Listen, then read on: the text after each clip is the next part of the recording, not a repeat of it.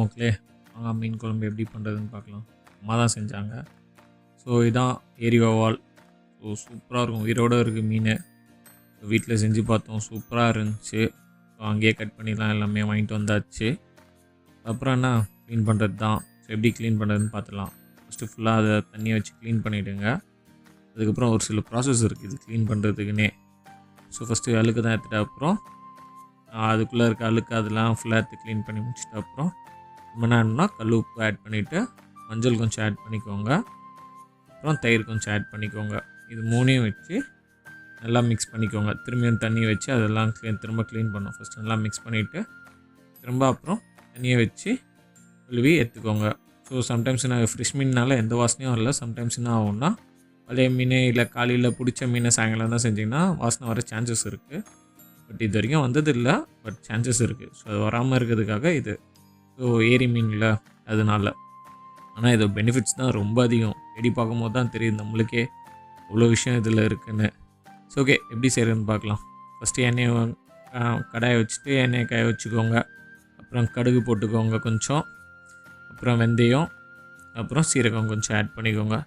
இது மூணையும் ஆட் பண்ணிவிட்டு கொஞ்ச நேரம் அது விடுங்க. இல்லை யார் தான் இந்த கடுகு தெரிக்கிறது ரொம்ப பிடிக்கும்னு மட்டும் சொல்லுங்கள் பார்க்கலாம்.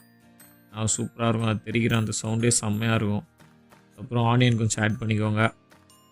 எப்பயும் போல் தான் தக்காளி, வெங்காயம், கருவேப்பிலை, பூண்டு எல்லாத்துக்கும் ஒரே ப்ராசஸ் தாங்க. ரொம்ப ஈஸி சமைக்கிறது தான் இருக்கிறதுலே. நான் எல்லோரும் இப்போ பார்த்தா ஆர்டர் பண்ணுறீங்க, ஆன்லைனில் ஆர்டர் பண்ணி சாப்பிட்றதுலேருந்து எல்லோரும் ரெடியாக ஆன்லைனில் ஆர்டர் பண்ணல தான் இருக்கேன். வீட்டில் சமைச்சு பாருங்கள், அவ்வளோ அழகாக இருக்கும், சூப்பராக இருக்கும். ஸோ அப்புறம் பச்சை மிளகா ஆட் பண்ணிக்கோங்க. அதான் ஃபஸ்ட்டு சொன்னது தான். தக்காளி ஆட் பண்ணிக்கோங்க. தக்காளி ஆட் பண்ணிவிட்டு கொஞ்சம் வேக விடுங்க.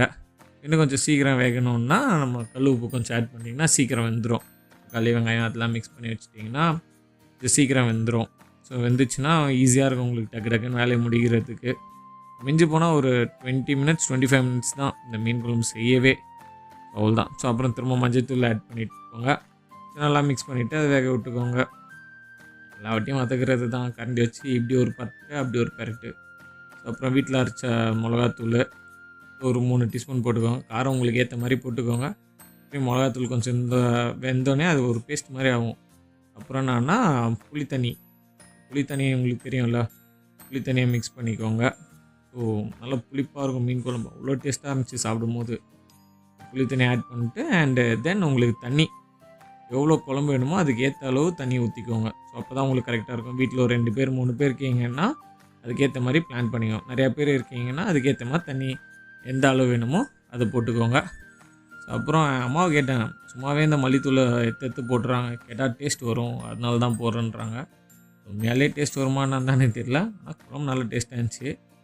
அப்புறம் என்ன, எப்பயும் போல் தான் ஐயில் வச்சிட்டிங்கன்னா கொதிக்கும். எண்ணெய் தனியாக வர மாதிரி தெரியும். ஸோ எண்ணெய் தனியாக வந்து அது நல்லா கொதிக்கும் போது என்ன பண்ணணுன்னா மீனை ஆட் பண்ணிக்கணும். இதை பார்த்தீங்களா எப்படி கொப்பளிக்குதுன்னு. ஸோ இதான் டைம், கரெக்டான டைம். இந்த டைமை மீனை ஆட் பண்ணிக்கோங்க. நம்ம மீன் எடுத்துகிட்டு வந்த அந்த ஒரு மீன் உயிரோட மீன் எடுத்தோம்ல, அதில் கொஞ்சம் வந்து வறுக்கிறதுக்கு வச்சுட்டோம். மீதி தலை, வால் பகுதி, அப்புறம் கொஞ்சம் பீஸ் மட்டும் நம்ம இதுக்கு போட்டாச்சு, மீன் குழம்புக்கு போட்டாச்சு. மீன் குழம்பு போட்டு எல்லா பீஸும் போட்டாச்சு.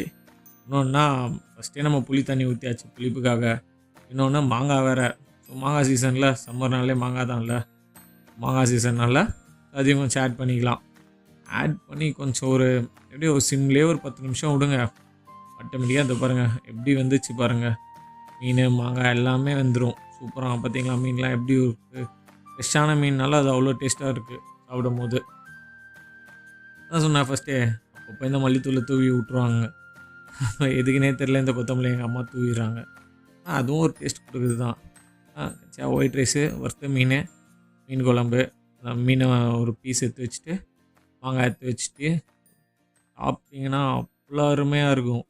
ட்ரை பண்ணி பாருங்கள். ட்ரை பண்ணிட்டு ஏதாச்சும் இருந்தால் கமெண்ட்ஸ் வேணால் பண்ணுங்கள், நான் படித்து பார்க்குறேன். ஓகே மக்களே, தேங்க்யூ.